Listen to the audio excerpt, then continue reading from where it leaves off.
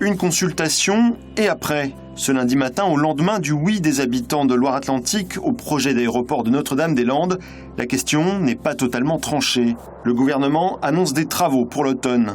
Pour Anne Beauchef, élue Les Républicains à la région des Pays de la Loire, il ne faut plus tergiverser et évacuer la ZAD, tenue par les opposants les plus engagés. On attend que les travaux démarrent, on attend que le gouvernement, le Premier ministre et François Hollande prennent des engagements et qu'il y ait un calendrier, c'est-à-dire que les travaux démarrent à l'automne, comme il s'y est engagé, et que la zone soit évacuée. Pour l'élu, la Sarthe, pourtant proche des aéroports parisiens, doit aussi se sentir concernée.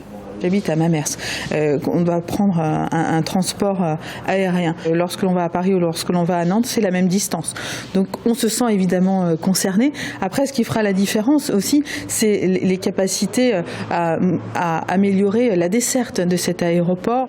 Sur l'utilité de l'aéroport, droite et gauche se rejoignent. Sitôt après la victoire du oui, Christophe Clergeau, le président du groupe socialiste à la région, tweetait « Les grandes forces démocratiques opposées à Notre-Dame-des-Landes doivent désormais reconnaître pleinement le résultat du référendum. » Un message notamment adressé à Europe Écologie Les Verts. Hélène Debost est élue écologiste au département. Au-delà de la forme qu'elle conteste, ce référendum ne comblera pas, selon elle, les faiblesses du projet. J'ai l'impression qu'aujourd'hui, l'enjeu sur le fait de faire aboutir ce projet, l'enjeu, c'est de ne pas perdre la face. C'est de ne pas avoir à dire qu'on s'est trompé pendant 20 ans. C'est de ne pas avoir aussi à reconnaître toutes les failles dans ce dossier. Enfin, puis failles, je suis encore gentille.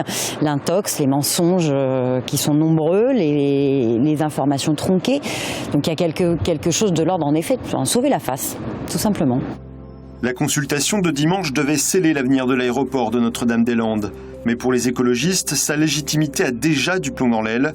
Le projet, qualifié de plus vieille lutte de France, pourrait conserver son titre encore quelque temps.